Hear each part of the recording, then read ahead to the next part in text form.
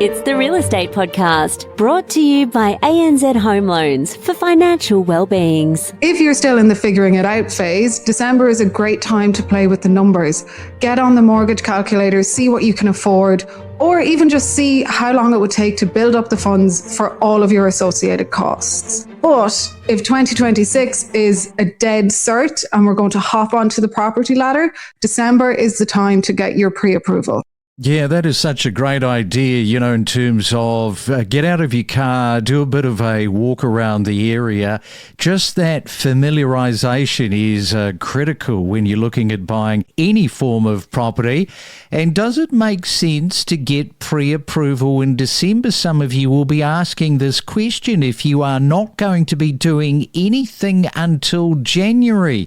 What would you suggest where people are fighting this as well, Shauna? So pre-approval is like how long is a piece of string? You could get your pre-approval through in less than a week, or in some cases it could take 3-4 weeks to come through. You just don't know.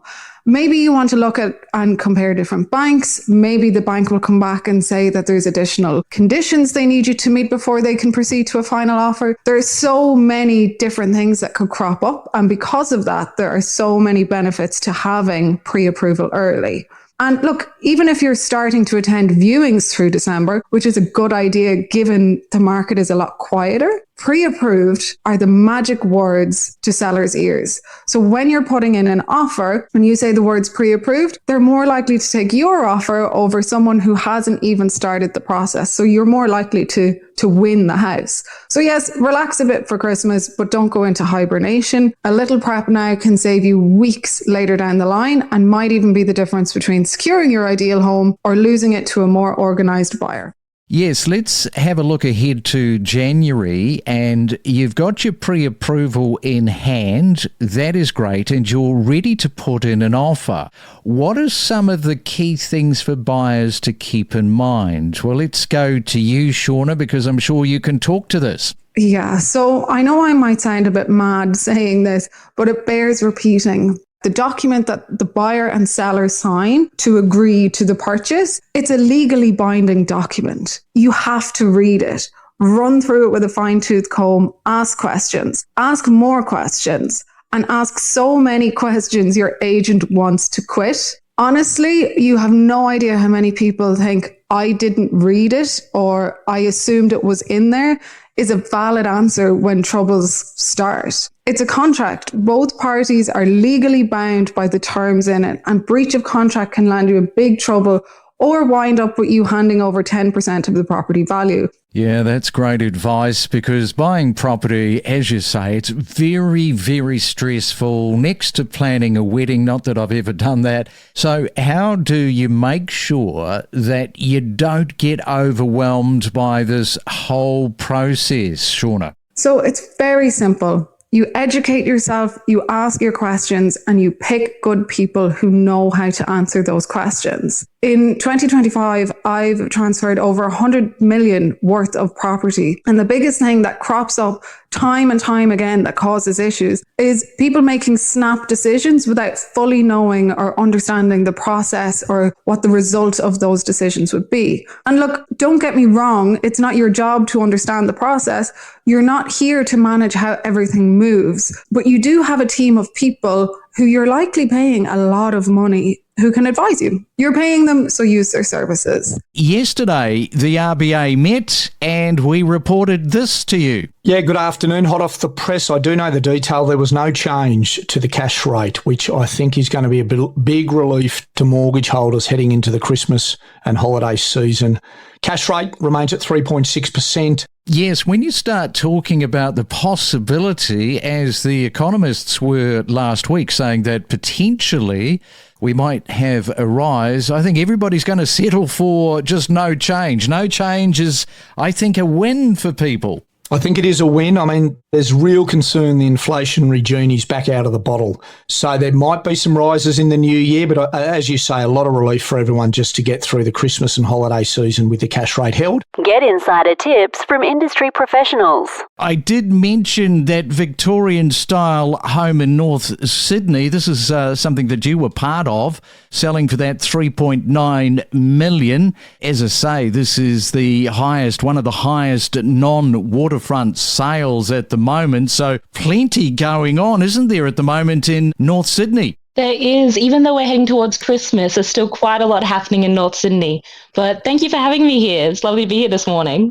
And also, I want to talk to you about the 2025 year in North Sydney, because there's been a number of new developments that have shaken down as the year has gone on. Yes, so there's been quite a few that have been approved. We've noticed this especially with vendors and owners.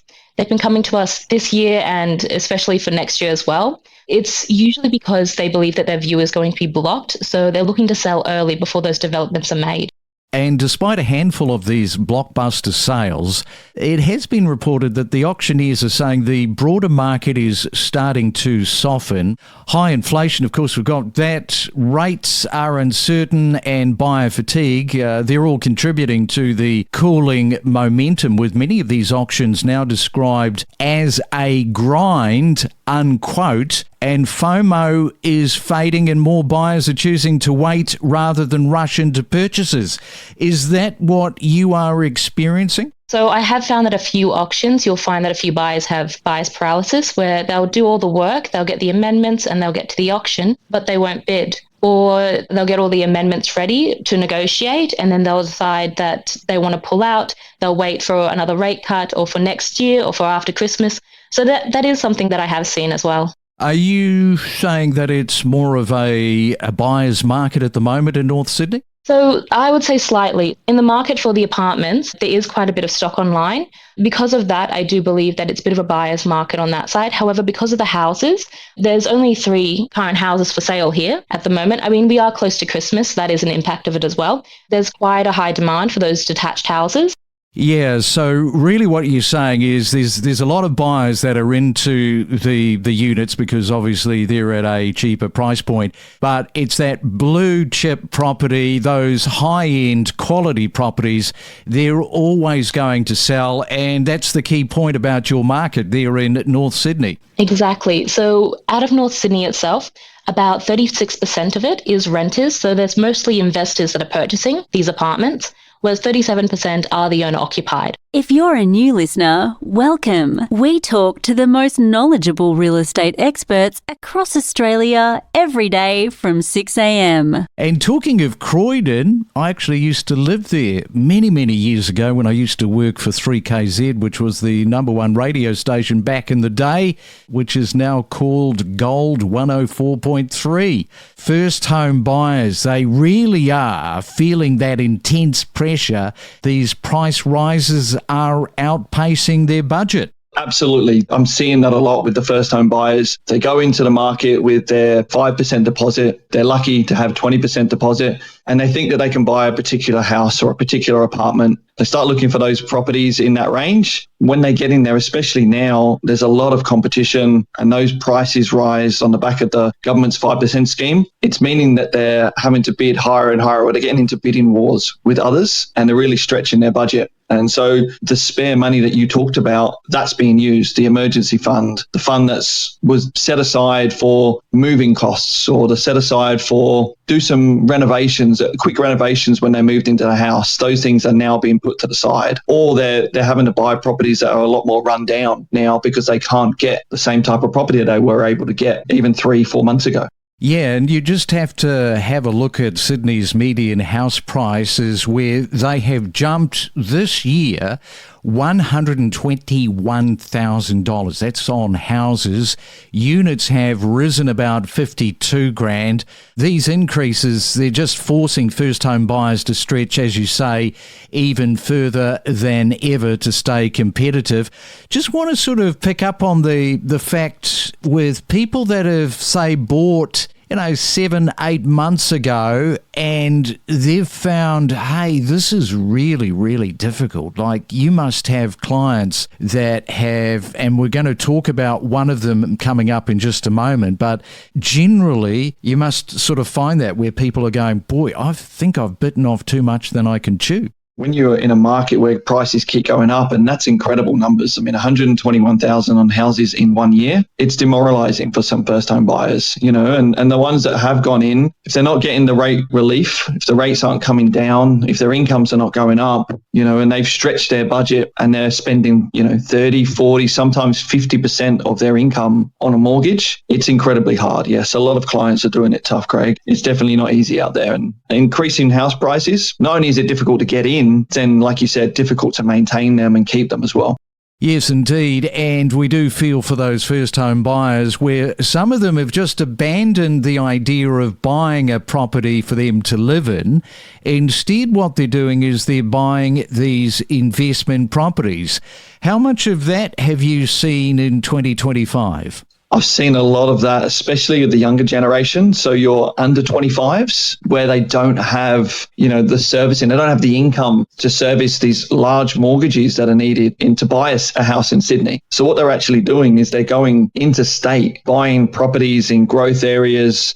Some are using buyer's agents, some are doing it themselves, but they're trying to make money and they're trying to make equity from investment properties so that they can then either leverage that later on or sell that and bring that money back into Sydney and help them try and buy a house here. All right. Well, Christmas time isn't too far away. You'll be looking forward to a break. Are you getting away for your downtime? I'm actually going home for the first time in 13 years. So I'm super excited. I think my mum is more excited than me. She's going to get to see the grandkids and spend Christmas back home in the UK. So that's going to be fun. Wow, I did detect that ever so slight English accent coming through. And what's your mum's name? First name? Eileen.